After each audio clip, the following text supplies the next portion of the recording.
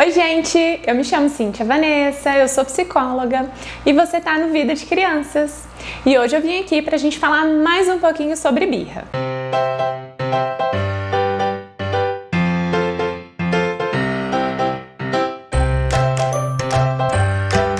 Nos vídeos anteriores, a gente conversou sobre os sinais que a criança dá que ela vai entrar numa birra orgânica, fisiológica, como cansaço, fome, sono e principalmente na necessidade de ter um adulto conectado com ela para fazer o que a gente chama de contornar, de fazer a curva, agir antes que o caos se instale.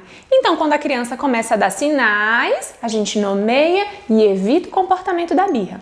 No outro vídeo, a gente conversou sobre a importância da comunicação efetiva, de colocar em palavras, de ajudar a criança a se comunicar de modo funcional e, em alguns momentos, conseguir, inclusive, o que ela deseja por meio da comunicação e não da birra, de não transformar a birra num comportamento comunicativo. E hoje a gente vai conversar sobre o que fazer quando o caos se instala. Então, a gente já conversou sobre essas situações, mas em alguns momentos não vai funcionar, não vai resolver. Sim, eu sei. E aí, qual é a ideia? É que a gente pense na melhor forma de lidar com essa situação. Porque às vezes essa situação tira nós, adultos, que estão no controle, do eixo. A gente fica estressado, a gente fica irritado com aquele comportamento. E aí é onde a situação às vezes fique totalmente fora de controle. Eu já falei outras vezes e com toda certeza você ainda vai me ouvir repetir isso. Para ajudar uma criança, para ajudar outra pessoa, a gente precisa estar bem com a gente mesmo. Então tá tudo bem se você ficar nervoso, se aquela situação te tira do sério, tá tudo bem, você é humana. O importante é que você tente não agir de cabeça quente. Como é que a gente ensina uma criança a não ter um comportamento explosivo, a não manter um comportamento disfuncional para expressar o que ela está sentindo?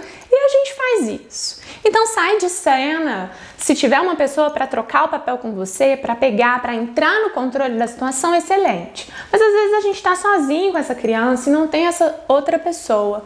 Respira fundo você, se acalme você, se organize, entre em contato com o que você está sentindo, nomeie para a criança. É muito importante ser exemplo. Então, olha, você está me deixando chateada. Eu estou ficando triste com o comportamento, com o que você está fazendo, que é diferente de ficar triste, de estar bravo com a criança. Você está bravo com o comportamento inadequado dela. E são duas coisas distintas. Então, nomeie, seja sincero com você e com ela. Desse modo, você está me deixando muito chateada. Vamos nos acalmar? Eu e você? Saia, fale que quando a criança estiver disposta a conversar de modo funcional, você vai estar disponível. Quando você estiver bem, você volta para conversar com a criança. E se a criança não estiver apresentando um comportamento que ofereça risco para ela, né, como alta agressividade, de se machucar, de jogar, um comportamento destrutivo que coloque a saúde integral e física dela em risco, tá tudo bem você sair de cena um pouquinho e permitir que aquela criança encontre meios de se autorregular. É claro que a questão da autorregulação é preciso que a gente leve em consideração a idade da criança, os recursos internos que ela tem para isso. Mas não tem problema você sair um pouquinho de cena. Eu não estou falando para você deixar a criança se estribuchando lá no chão e sair. Mas sim, o que eu estou falando é que você precisa ter esse tempo para você, se for necessário, para que quando você volte, você consiga ser margem, você consiga ter constância na sua postura, porque se às vezes você cede, porque você tá sem paciência e você prefere dar logo pra criança calar, toma, vai. Se na rua você tem uma postura, se na casa da família, da avó, por exemplo, você tem uma, em casa sozinho com a criança você tem outra, se durante a manhã, quando você tá descansada ou com sono, o seu comportamento, a sua resposta é outra, a gente vai ter uma variação no comportamento da criança também. E aí é onde entra a resposta que o adulto tem a lidar com essa situação e o quanto ela é muito mais importante na extinção ou na manutenção desse comportamento do que o próprio comportamento birrento da criança em si. A resposta que o adulto dá, a maneira como o adulto conduz, sendo constante, respeitoso, frequente e colocando sim limites, margem para que essa criança se desenvolva, é que são essenciais na manutenção ou não desse comportamento. Ah, mas tem uma coisa importante também. Em alguns casos, a criança tem um comportamento de fato muito explosivo.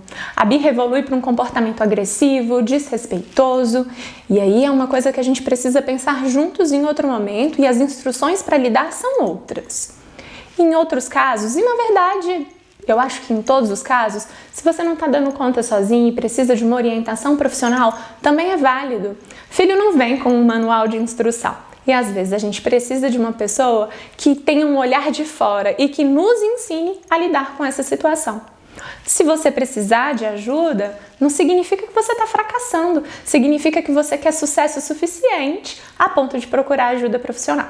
Foi isso, esse foi mais um bate-papo que a gente teve sobre birra. Como vocês viram, ainda tem muito a pensar sobre o assunto, muito a ser construído, mas a gente vai fazendo isso juntos, tá bom? Compartilha, se inscreve, nos ajude a levar essa informação para outras pessoas que também estão passando por esse problema da birra. Tchau, tchau, até a próxima!